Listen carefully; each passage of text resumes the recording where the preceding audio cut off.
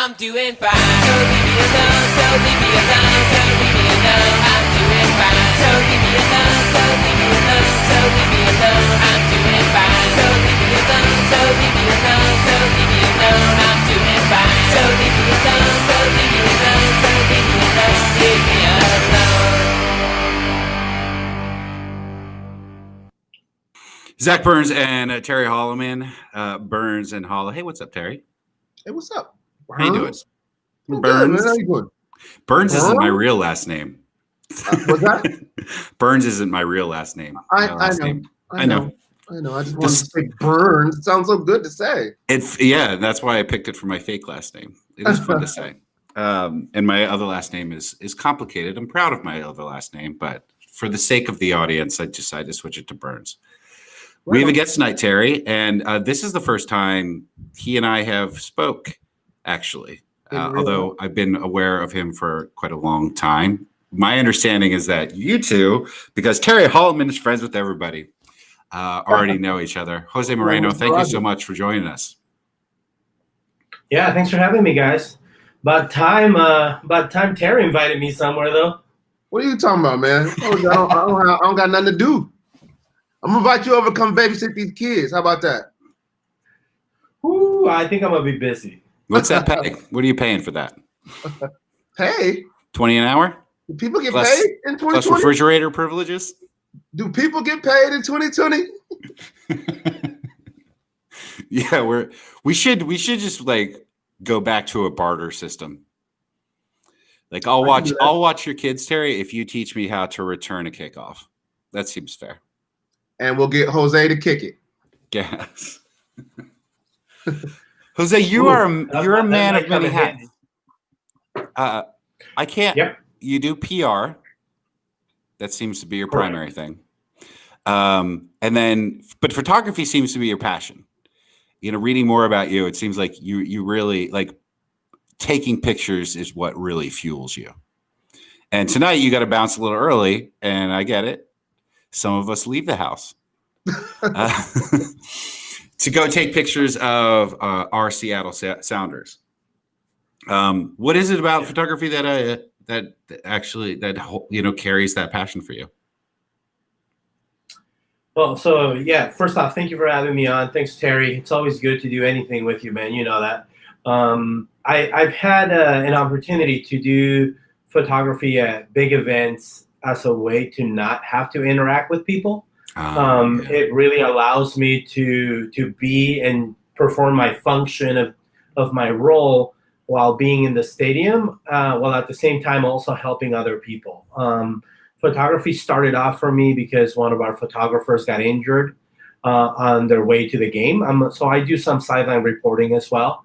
And our photographer got injured, got in a car accident. And my boss called me and he was like, "Hey, do you know how to take pictures?" Mm-hmm. And I was like, "Yeah, I have an iPhone. Like I'm pretty decent with it." And he was like, "No, like real pictures." And I was like, "Well, I don't have a real camera." And he was like, "So this is what I need you to do. I need you to go to the store and I need you to go buy this camera," which is super expensive, by the way. And I was like, "Okay, yeah, just give me the credit card. I'm always willing to do whatever it takes to be part of the team."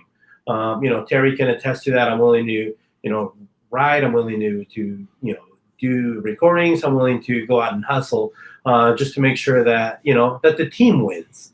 So I went and my boss was like, no, I need to buy the camera because I can't pay you for that. And I was like, yeah, that's going to be a hard no for me because it was like $5,300 worth of equipment. And I was like, yeah, no, like I'm not going to do that. He's like, no. He's like, listen to me, buy the equipment and I'm going to pay you for your work. I'm not going to buy your gear. I'm going to pay you for your work. I'm going to pay you $5,500 to be a photographer to it. So I became a photographer on one day. I took about 2,000 pictures and we ended up buying somebody else's picture because apparently I'm not that good at photography. Mm-hmm. So we ended up paying the AP for one of the pictures, but I decided I was going to learn because at some point you just got to do whatever it takes to be part of the equation. So I've been blessed to be able to go to 7 Super Bowls. I've been to the World Cup. I've been to some of the world's biggest boxing events, all to do photography because I'm willing to put in the work. This is like an unusual injection of positivity into this show. At least, let That's why we haven't had you here yet. Right. Let me try to offset that a little bit. So you had to go and buy your own camera, and then for $5,300 and other equipment, and then your boss, to make up for it, paid you $5,300 that day for your work. Correct. And then on top of my regular salary. On top of your regular salary, and then didn't use any of your pictures. And then no, they were horrible. They were really bad. But was still your boss the next day, like he didn't fire you. Yeah. I've been really lucky to work with really good people. So I'll give you another example of that. I've actually done work with Terry. I've essentially, in a way, worked for Terry before. When he and his business partner had a podcast, I came in and I said, "Hey, listen, I have this person who needs this particular skill set. I'm willing to do the work." They were really fair with me. They're like, "Yeah, we'll cut you a slice of that. Mm-hmm. You put in the work, and we all win." And I think that's the beauty of anytime you deal with Terry Holloman, you're going to get fairness out of him. I'm willing to work for or with people that are fair and that are always willing to go the extra mile to make everybody else look good. And it's a testament of my reputation within the city that Terry and Marcus were really kind to me, and I work with other really high profile athletes in the area. But it really starts, there's a lot of credibility when you associate yourself with people like Marcus and Terry, and they vouch for you where they go. I think I'm just going to cut your brake lines tonight. And then you're going to have the accident, and I'm going to take over your job. That's how I work. I take shortcuts. Maybe that's why we keep missing our blessings, Zach. We do. Brake lines. You're right. Man, what if I talked more like Jose, Terry? What do you think? I mean, there's only one Jose, man. That's true. I mean, you can try to emulate, I suppose. I'm going to try that. Work for a week. I'm going to try it for the next 5 minutes and see if I can do it. I'm going to try. Try it. Yeah. I'll listen. All right. Well, I will also. I'm blessed to have known Terry. How long till 5 minutes is up? Has it been 5 minutes? It's already making me an itch. He's breaking out into hives. Oh, that was so hard. That was so hard. Yeah. I feel like you've probably written more thank you notes than anyone I know. You're a very nice person. Jose's good. No. I'm not. No, he's not being humble. Not a thank you notes. He's good at reciprocating. Right. He's a great reciprocator. So let's say Jose, I buy you lunch. What do I get? Like 3 lunches? Well, if you're willing to put in the work, I'll put you in contact with people who can put you in a good situation. I mean, it's all it takes, really. I mean, I do work on the barter system. Obviously, I draw a check from my company, which they're very generous with me. They pay me more than I honestly think I deserve. Mm-hmm. But I'm also really blessed that a lot of other people are willing to give me money for things that come natural to me. They're willing to just be like, "Hey, we need this. Are you willing to do it?" And then I'll say, does it fit my schedule? Does it fit my brand? Is it going to represent other people the way that I want it to be represented? Because I can go out there and do something really dumb, and then it'll tarnish the name of Terry, because Terry, in a way, is associated with me. Mm-hmm. So we're all on this one big tree that I understand that if I mess up in this city, it messes it up for all the people that are in my circle. Interesting. I like that philosophy. There's not that many, especially in media, and you're tangential media, you're PR. A lot of people kind of go back and forth, are just in it completely for themselves. and could give a damn as long as they have their job when the next round of layoffs comes. That's all that really matters. Yeah. But you're like, I feel like, I don't know. I feel like you're being completely genuine here. And that's sort of refreshing. I am. I mean, you can talk to Terry. I mean, Terry can vouch for the things that I'm willing to do for the sake of the team. And I think a lot of that has to do with the fact that I did play football, and I knew how to. Mm-hmm. I knew where my role was within the structure of an organization. So I was not a football player. I was a place kicker and a punter on a football team. So let me make that very clear. Do all place punters, kickers, do they all feel that sort of inadequacy? I always wonder that. Like, yeah, you get to wear the uniform, but... No. I don't feel inadequate. I'm just a realist. Like the real football players hit. The real football players, make plays. I kick the ball. I make sure that when I kicked it to Terry, that it was really high and it was really long. And I pray to God I didn't piss off anybody earlier in the show because I was going to get hit. I've seen you hit somebody before, though, Jose. I do have a bit of an. I saw a clip. I like hitting people. Yeah. That doesn't seem to match with the other previous 10 minutes that we learned about you. It seems like you would feel like almost. Don't let him fool you. He's a Southern California kid. He's from Southern California. He grew up in Southern California, Anaheim, right? Yeah. Yeah. Is that a particularly vicious brand of football there? I mean, it's good football. You grow up understanding that it's very cutthroat. So you're either good and you're going to make it, or you're not good and you're just going to have fun. I was blessed that I was pretty good, and I had an opportunity to hit people. I've been able to hit people later on in life legally than most people have. Right. No, that makes sense. Yeah, that does sound fun. I would love to just lay somebody out one time. It's therapeutic. I guarantee it is really therapeutic. I haven't been able to do it in a long time. I've tried to channel my energy into other things as of late. But yeah, I mean, that was something that I haven't, you take it for granted while you have it, right? When you get a chance to put your helmet and shoulder pads on and go out there and legally run into somebody as hard and as fast as you can, and you're not going to get arrested for it. The entire game is, the premise is committing like first-degree assault on one another. And the ones who commit better assault, get to go to the Pro Bowl in Hawaii at some point again. Hopefully, cross your fingers. It's a weird sport that way. But I'm curious about that. How do you replace that outlet of aggression, especially most careers, and when you still have a lot of aggression left? And you had that outlet for it, presumably since you were a young man, and now it's gone. What do you hit instead? The books? No.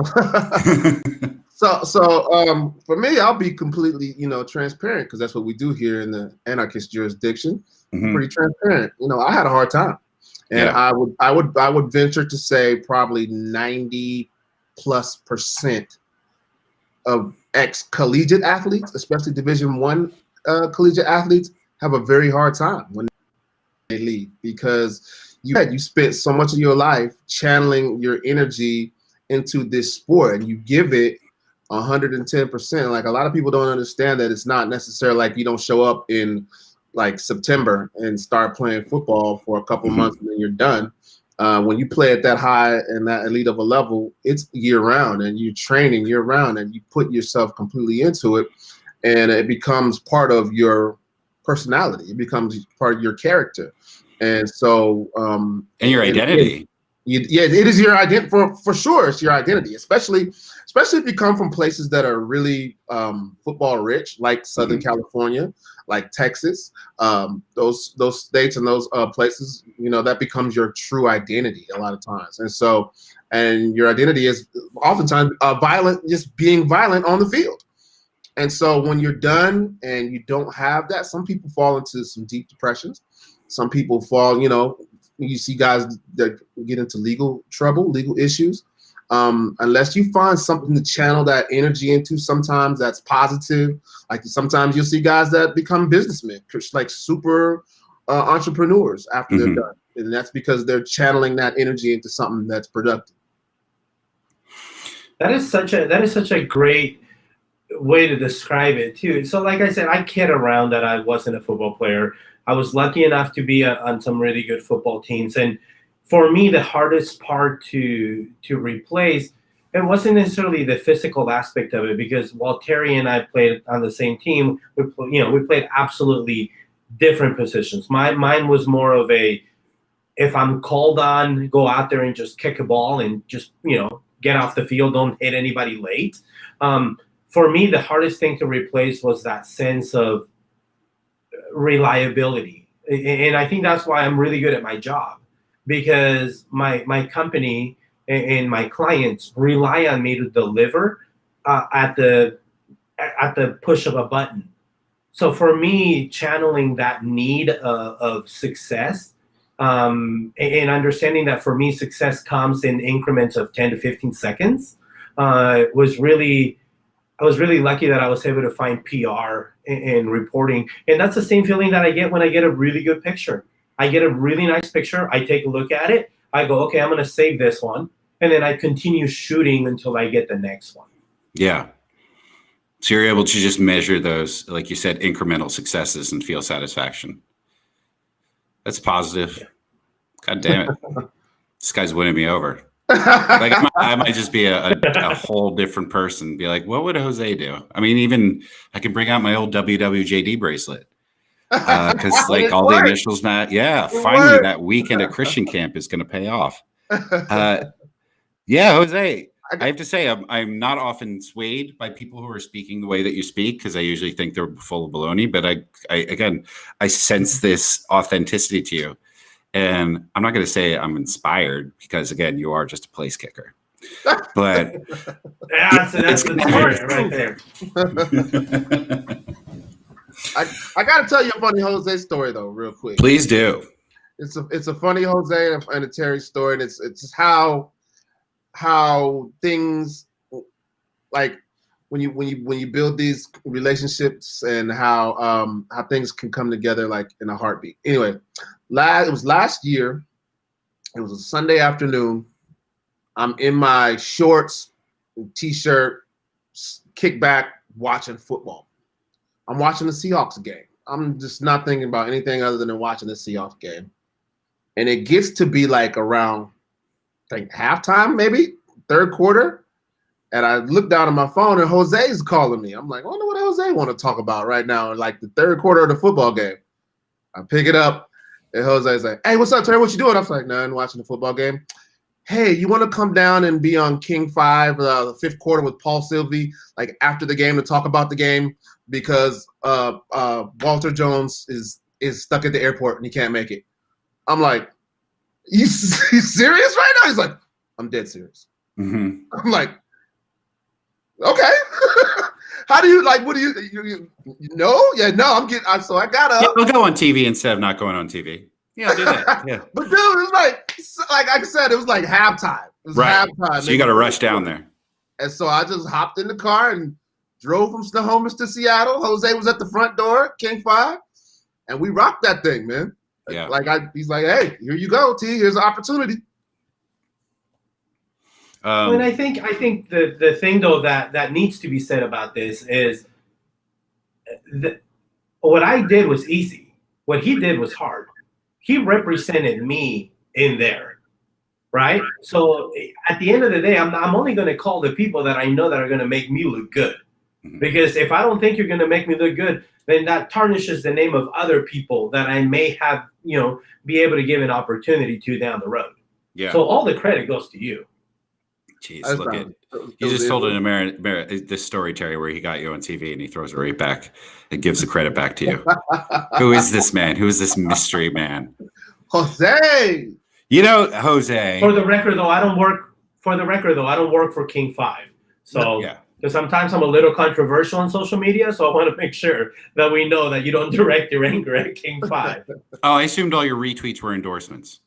You should really denote. Yeah, no. Yeah. You know, Jose, I now you have my phone number too. Just saying. Oh yeah. I can talk about what Russell Wilson did wrong.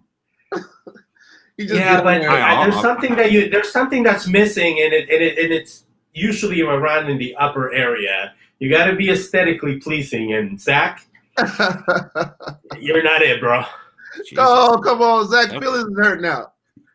Yeah, that was a very unexpected insult. There you go, Zach. You've been waiting No. for it all show. I am. I'm just trying to give you something back. Yeah, no, I appreciate it. No, believe it. I mean, that's great that that you can, one, do that and have some fun with it, and then two, utterly devastate me at the same time. Someone has to, right? It's your skill set. No, I do appreciate it. See, you've been asking for it the entire show, Zach. He has. I was trying to be nice. I think that you can't help but being nice, Jose. Again, this is the first time Jose and I spoke to one another, and I do have to say that you're different. You're different than I would have, and this is why I guess you shouldn't judge someone by their Twitter feed, or whatever. That you're a completely different person speaking face to face, than Terry's shaking his head no, but. From my experience, which is now 22 minutes in, we'll just remove that 30 seconds where you called me ugly. We'll just pretend that yeah, you don't. It's odd to me that you do kind of delve into controversial things, I suppose, then on social media. I'm a big believer. So I take this from my mom. I grew up really poor. In Southern California, and my mom worked really hard, and my mom always taught me that there's only two things in this world that really people will value you for: hard work and honesty. And I'm a big believer that I can be perceived as controversial, but still hold true to what I believe in.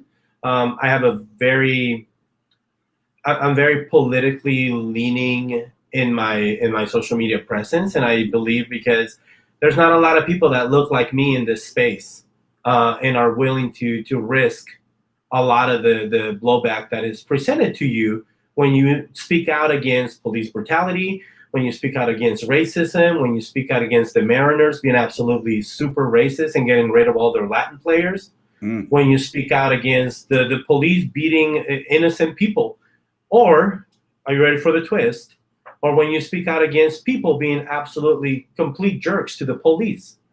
And because at the end of the day, I am friends with a lot of police people. I am friends with a lot of really good people who risk their lives, but I don't treat them as heroes. I treat them as employees, because that's what they are. They're my employee. I pay taxes in the city, and they're my employees. So you can be really harsh and really outspoken, but you can still be kind and generous, and you can still find that mixture of honesty to bring it back to you. Not the best looking guy I've ever seen, but also really nice and really willing to give somebody in. I circle back on that point. Being able to give somebody an opportunity like me. Yeah. Because we need more people that look like me and Terry on mediums like this, and we need more people like you interacting with people like me and Terry, because your voice matters. Your voice is important. Your skill set is important, and we as minorities don't get an opportunity to be represented, especially in the city of Seattle, because this is one of the most racist towns in the West Coast. One of the most. There's your hot take. In the anarchist jurisdiction, yes, he's correct. Absolutely. And I think a lot of people, especially, and it's tough for me to say this. I don't think it's not tough for me to say. It's really actually easy for me to say. But I think it's tough for a lot of people to really understand that in this city, that a lot of the racism isn't necessarily always up in front in your face. And as somebody who is in the media or trying to be in the media, there's such a fine line you have to walk as a minority if you want to have a place in it. Like there's certain things that like it is so like to be a minority and be politically correct on social media. It's a stressful thing, man. Like there's just imagine this, Zach, as a African American in the city of Seattle. I can take a stance and say one thing, just one thing on social media. And on one hand, I could be the most pro-black, Farrakhan, anti-white person you'd ever like. Oh, this is one side of the fence throwing all that shit at me. The very same tweet or whatever it might be, I have myself being labeled an Uncle Tom. Right. So how do we, as an African American, how do I navigate that? And as somebody who's still trying to make a mark in this community in my professional and in my life as a community leader, how do I navigate that successfully? It's weird. What do you think you get more of? I guess that would be the first question. Is it dependent on what point you bring up? And because I do wonder, Seattle, and I'm finding now Portland are both two peas of the same pod when it comes to we have the Black Lives Matter, water is life, no human is illegal sign in our front yard. But at that point, the activism stops. And then they sort of start, throwing shit at you and you, Jose.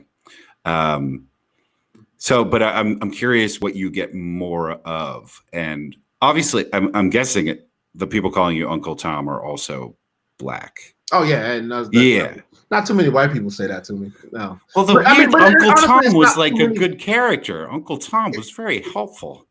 His name has been really dragged through the mud for a long time. Yeah, he was the good guy in the book. If you listen, that's one thing. Like I'm very cautious about using that particular term. Like I don't when I get on social media and I have a disagreement with somebody and they might be acting a certain type of way and it might be construed as a sellout, that I would almost go to the N word before I go to Uncle Tom. Yeah. But Candace Owens is really an Uncle Tom.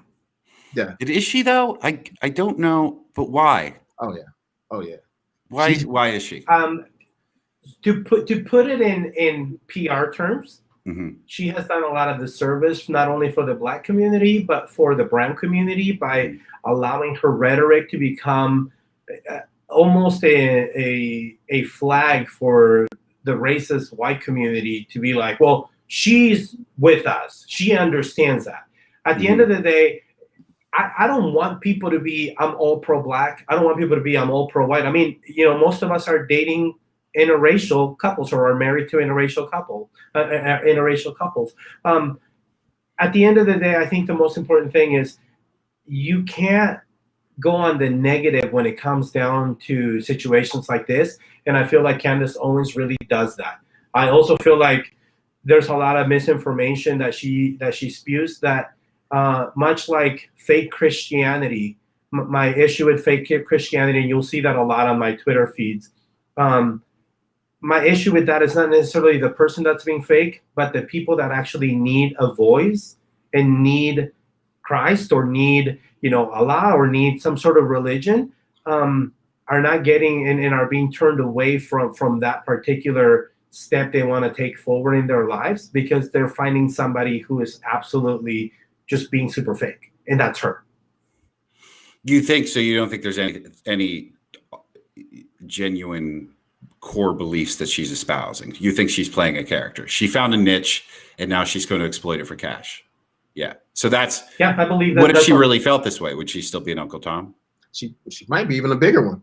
I mean, for example, I've heard her espouse things like, somebody was asking her, for example, since we're trying to make America great again, when was America great? And she went to explain how during slavery, the Black family was more cohesive. And it was a family, we had a family structure, and And father was in the home. Father was in the home because he had no choice. Yeah. Where else was he gonna go? And that's a peculiar era to go back to. Well, that's the black woman, Candace Owens, said that. Mm-hmm. She said that and defended it. Is Kanye West an Uncle Tom? Yeah, and he's kind of Kanye West. Terry, if I may, on this one, yeah, I think Kanye West needs mental help. I think the gentleman is suffering. And here's the other thing, though. I don't believe in making fun of people who are going through mental issues. I think we've gotten really comfortable in this country. We've gotten really. You're ugly, not crazy. Hey, listen, I'm not better looking, so I know for a fact. Like, if they had to pick one of the three of us on this to go on TV, Terry, right? Yeah, no, I think. But why don't you think that Candace Owens maybe is suffering from some of the same things? Like, why is that where you go to for Kanye, who said that Harriet Tubman didn't do a damn thing, essentially? Kanye West has had several incidences. I mean, it's not. I mean, you can have evidence after evidence after evidence. It's not just the political or the race thing that Kanye West shows exhibits, mental health issues. I mean, you've seen him go on. He went on stage during the American Music Awards with Taylor Swift and try to take her away. God bless Taylor Swift, by the way. Yeah, shout out Taylor. I mean, it's not his first. It's good music. Yeah, Taylor Swift is a real American icon. But her video wasn't as good as Beyonce's video that year. Does that mean he went up on stage during her Grammy acceptance? Yeah, I mean, he spoke the truth once he got up there. No, he didn't. Would I do it? Yeah. No. And why wouldn't you do it? Why wouldn't you do it, Zach? Because I guess I don't. Because you're not crazy. I'm not the showman he is. And to me, that's him reinforcing his brand. Kind of, you get annoyed by the stuff that Kanye does when he doesn't have a record coming out. The Mike Myers incident, George W. Bush doesn't care about black people, or whatever crazy antics he's getting into.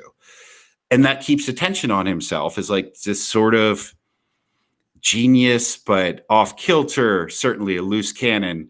And then the album comes out, and I have to say I'm a big fan of Kanye's music, and it's just like all of it lumped together for me makes it a lot more interesting. Here's the guy who puts out, some of my favorite hip hop albums, but then also screams at people in the middle of the street. Like for me, that it makes the build up to the album that much more. And I think I see a parallel between him and Candace Owens.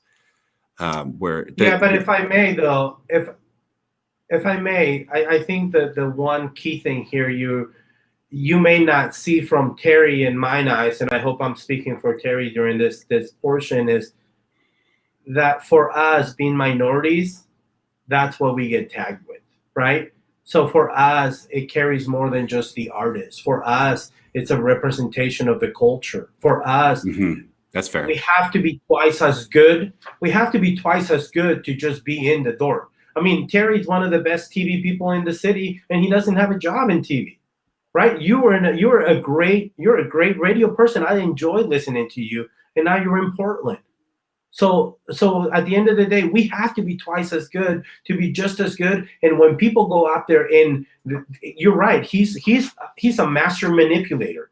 Kanye is a master manipulator because he manipulates the feelings and he exploits the circumstances to his advantage. But he forgets that he represents literally what I talked about at the beginning. He represents Terry and me. And he does that in a way that is not beneficial. He's not edifying Black people or Hispanic people or Asian people. He's actually causing more pain for us because now we're having to sit here and justify why we feel the way he does. Why we feel the way we feel about him because we don't agree with it. Because Terry and I have been taught that you don't act a fool when you get an opportunity. He does it, and now we are paying the piper for that. So then maybe Uncle Tom is an apt description for him. I want to also put this into play, Zach, and I want you to think about this, and everybody that's out there, I want you guys to think about this as well. Kanye West is an artist.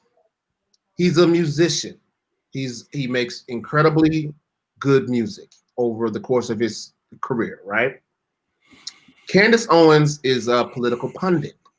That's what you know her as. That's what we know her for.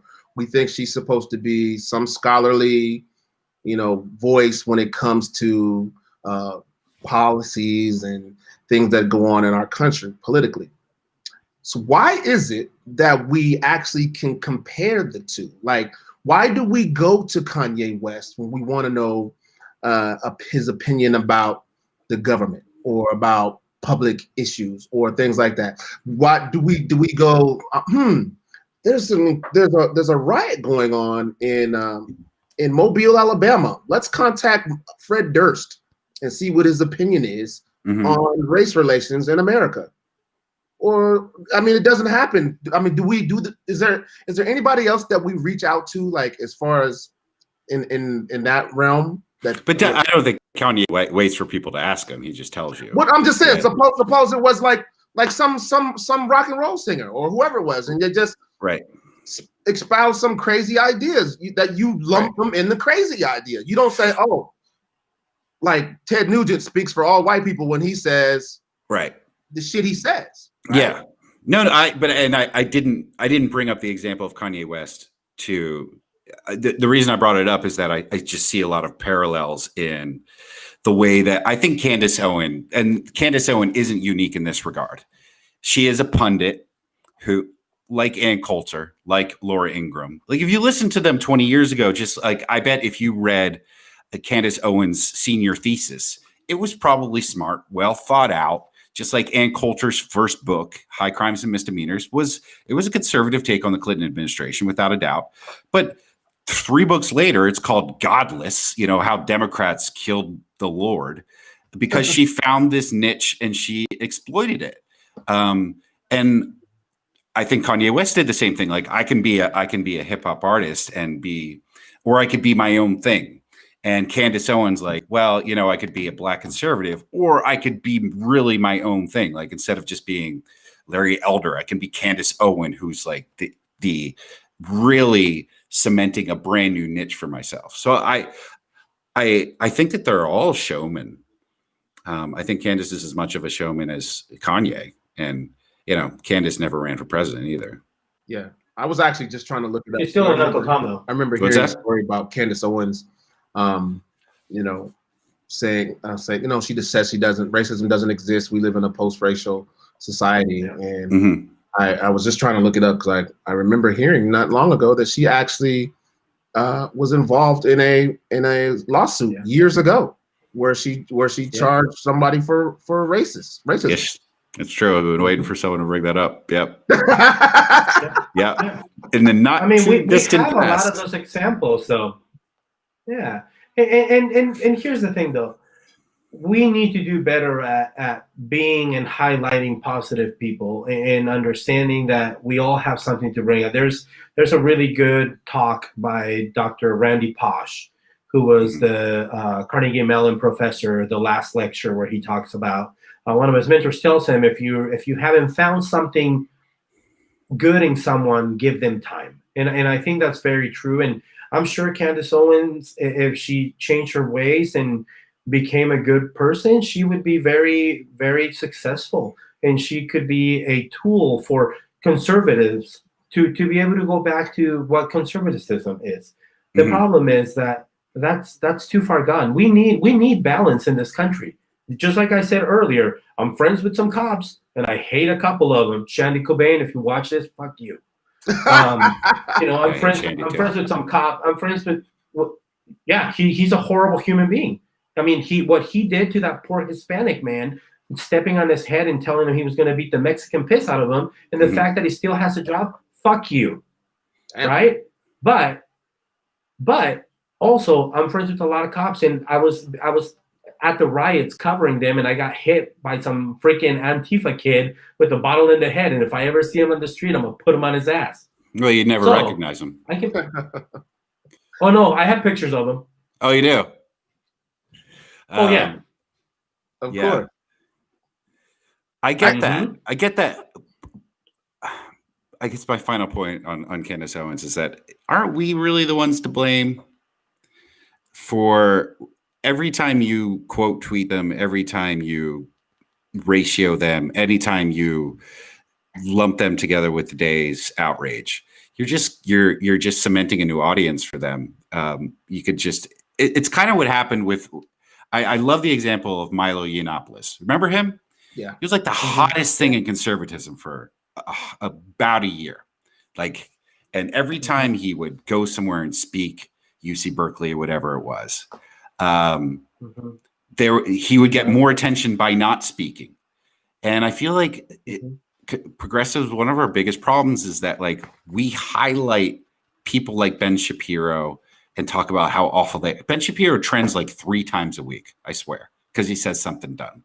Correct. But also everybody has a limit, and most of us have reached that limit. We were really good at ignoring people for a long time, right? We were really good at being like, hey, listen, they're just crazy, let them do their thing. When Kanye West went on TV and was like, George Bush hates black people, I saw that and I was like, Kanye, you're an idiot, and moved on. At the end of the day, we've reached the tipping point in this country where most of us are just fed up. But is the best response to that then shining a light on that voice? Because even if you're criticizing, that's kind of what you're doing, isn't it? Honestly, I think, and here's the thing. I think just naturally, and this is the problem I've had with this whole conversation since the beginning. I think naturally, progressives and conservative people are obviously wired differently.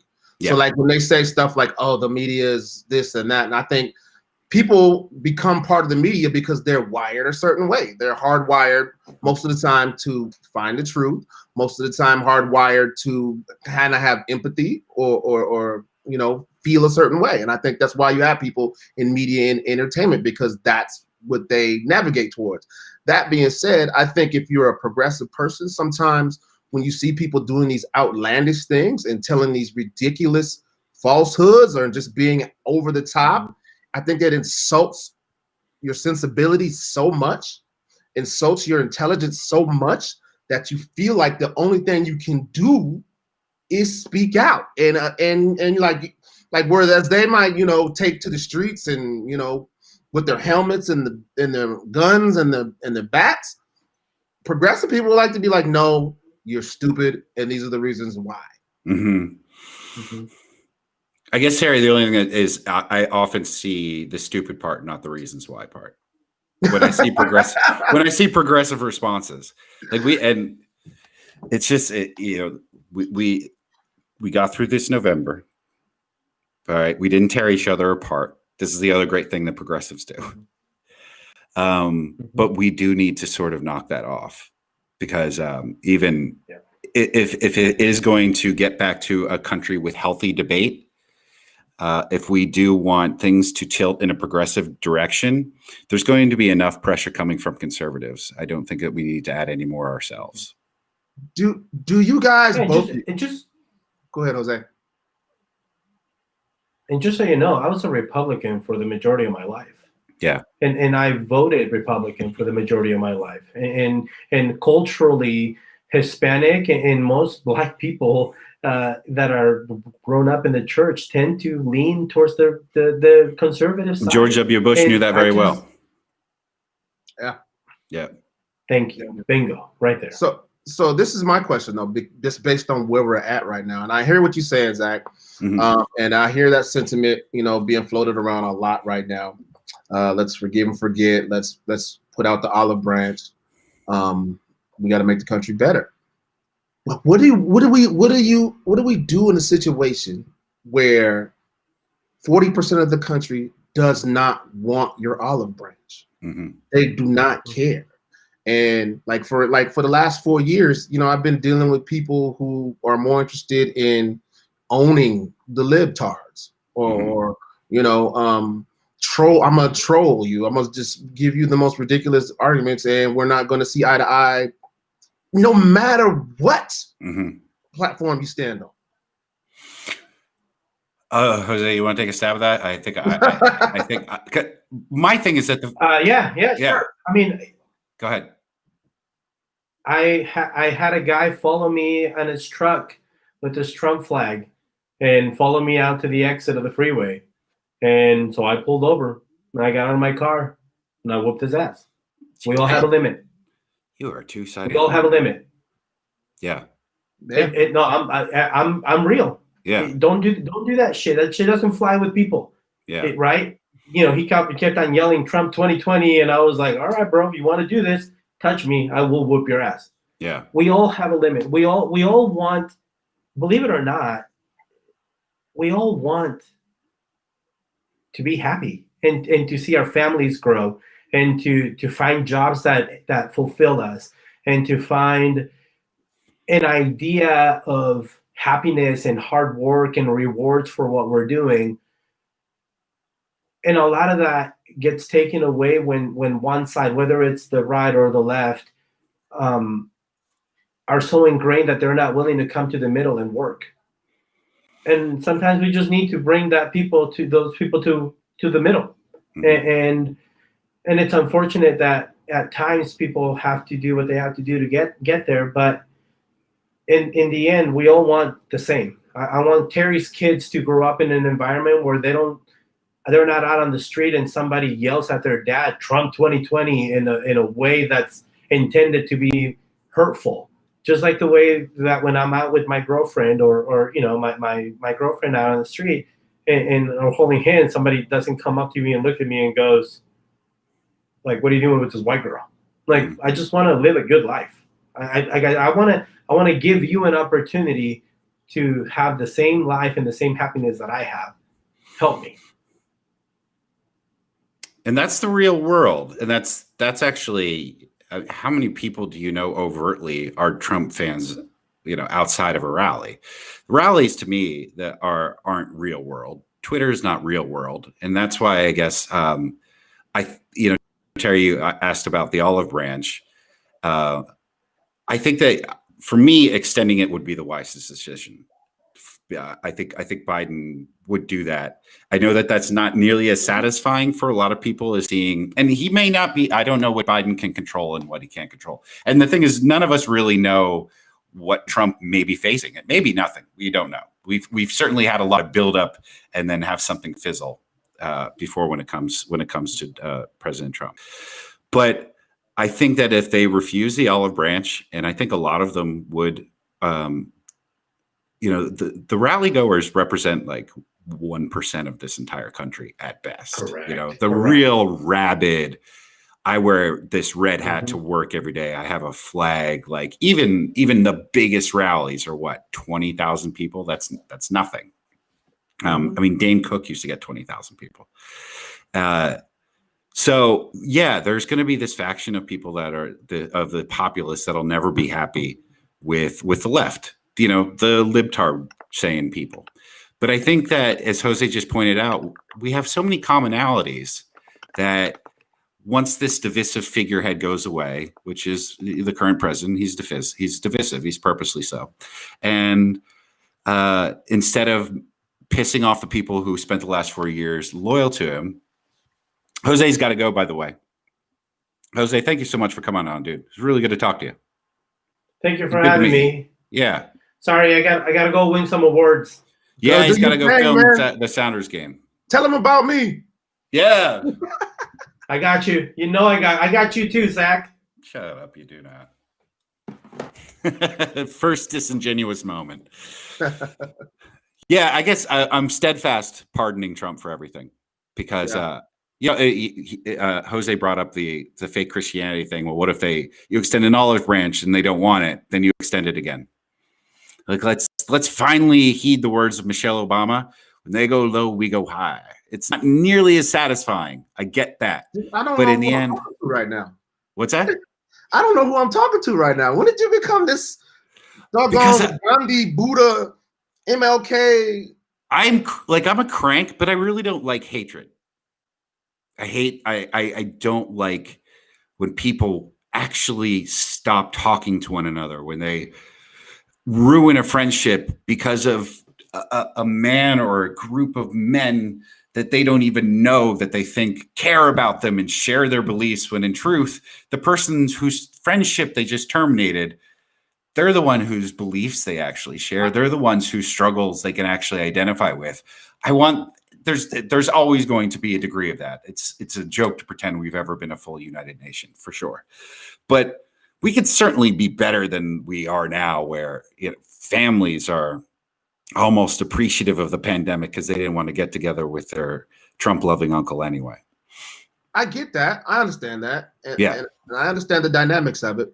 But what if it is not you, Zach? So what if it's not you? You're not in control of that situation. Like, no, you're not in control of whether somebody decided to unfriend you because of your anti-Trump rhetoric, or they feel like you are, a socialist, commie, whatever. Mm-hmm.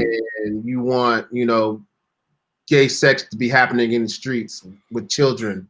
And, I've heard crazy stuff, bro. Like, the last 4 years have allowed me to see some full-on crazy.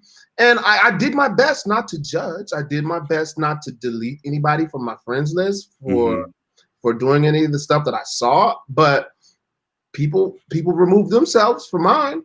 And I'm not outlandish with it on my own personal Facebook page. It's just some of the stuff you're not in control of. So you extending the olive branch to somebody who doesn't want your branch, it's not going to solve anything. But maybe some will, not all. And I have not deleted one friend account. I know that's what an act of nobility, but mostly just due to laziness. And the fact that you can just unfollow someone. But you think, you talked about the madness that we've seen with the rise of something like QAnon and whatever, where these conspiracies were believed by otherwise bright and compassionate and wonderful people. If you remove that source of madness, or you mute it, which you should do instead of unfriend, because you can just unmute and the person never knows you did any of this.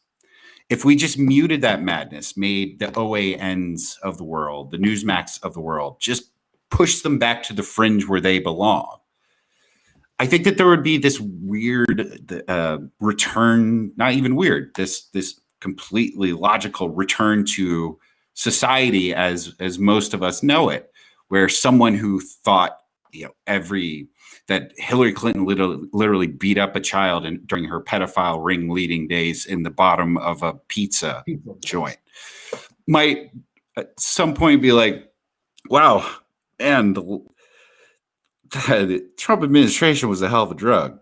And now that I'm off of it, I feel a lot better and I'm seeing a lot clearer. And I would love to give millions of Americans the opportunity to do that. I would love it too. I don't think a lot of them would take that.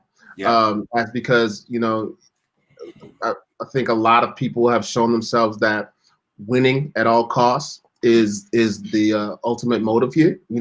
If you think about everything that was done over the course of 4 years, there's no way. Here's the crazy part: there's no way you could even sit down here and think about all the crazy things that have happened over the last 4 years. Like, I try to start, and I don't like. I'm like, I don't even know where to freaking start, right? Like really, it's overwhelming. Yeah, it is. Try to break down 1 month.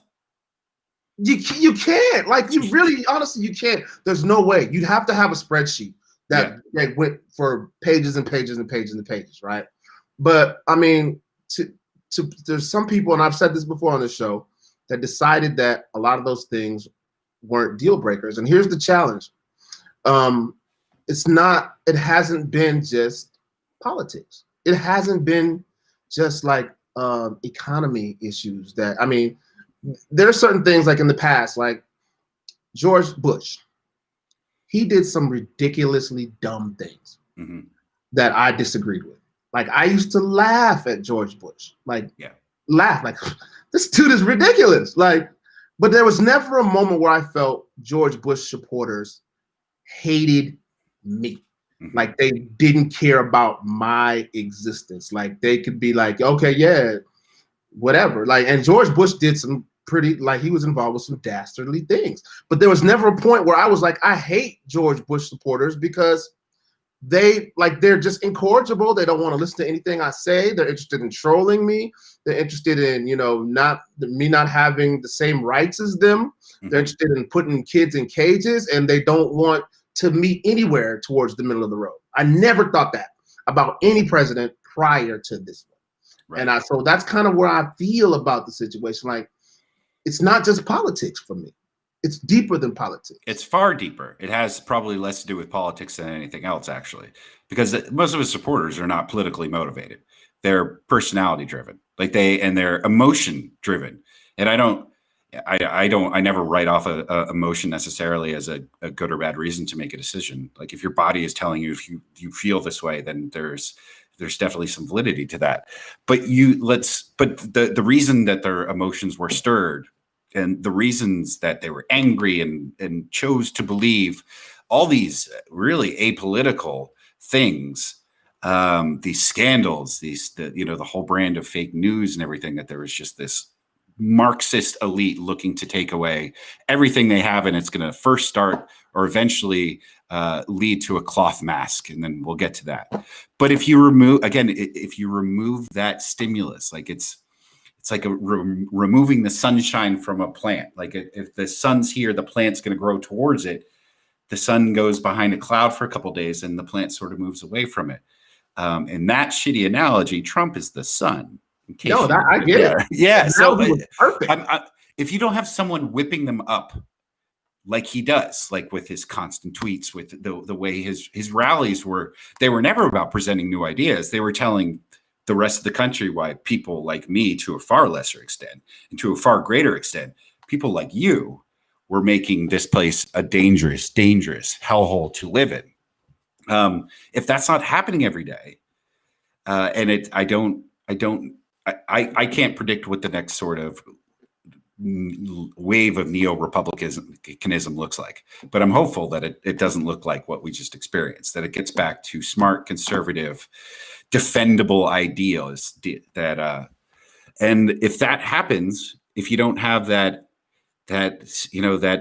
man shouting into a megaphone, get angry, starting at 6 a.m. and ending at 11 p.m., maybe we do sort of simmer down, and maybe we do sort of realize, yeah, we were really at odds 18 months ago, and I don't know why.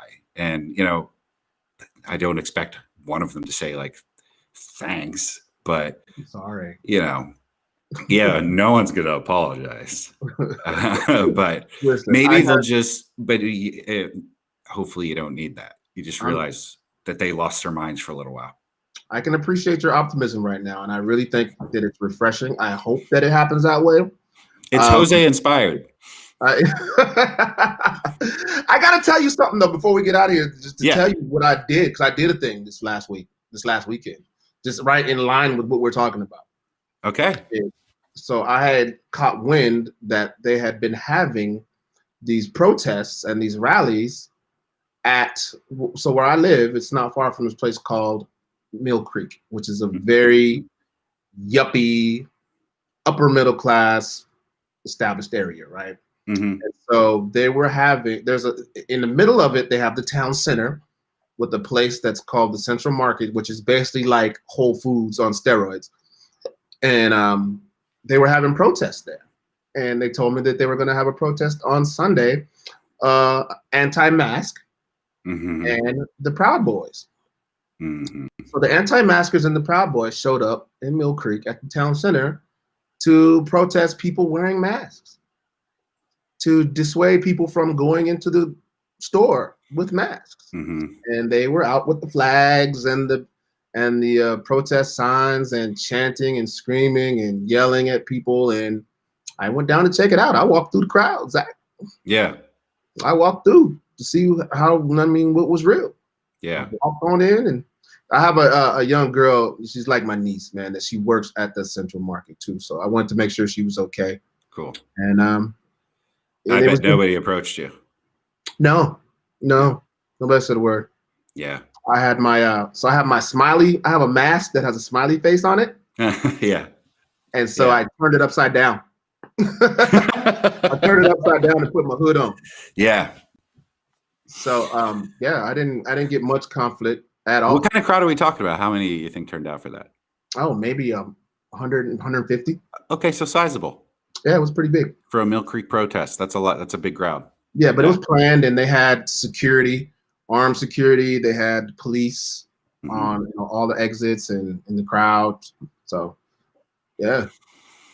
Man, well, I think that the Proud Boys, if they ever really truly were relevant, they're relevant to our lives in the Pacific Northwest a little bit more because we actually see them. They're here. They disappear.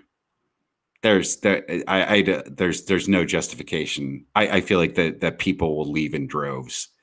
One, because you'll have guys who have been in the Proud Boys now for like 7 years who've been like, I haven't been laid in 7 years, and I think I just figured out why.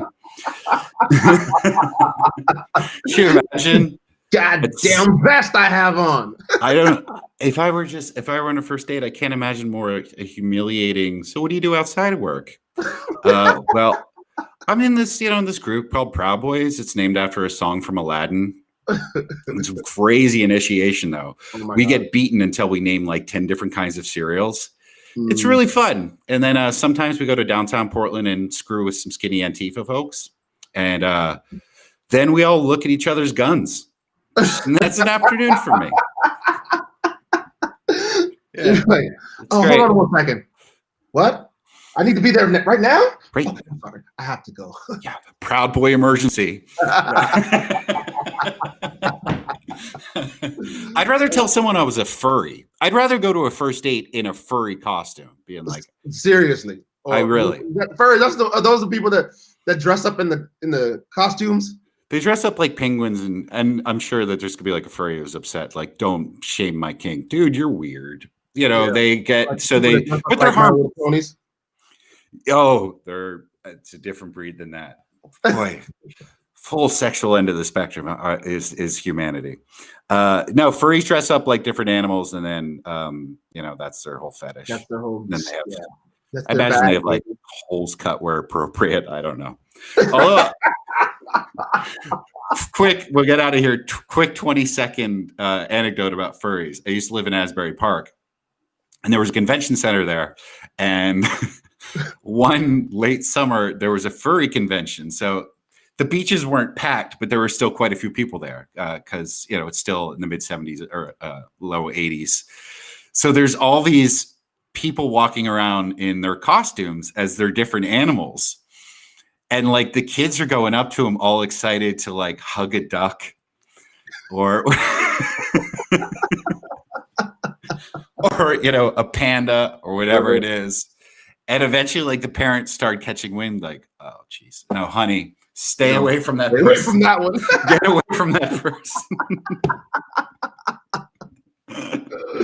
My God. So that makes me feel better. And I'm gonna say this before we get out of here. And so there's a couple of people out there that might be watching and know this about me. But I have a phobia of people dressed up in furry costumes.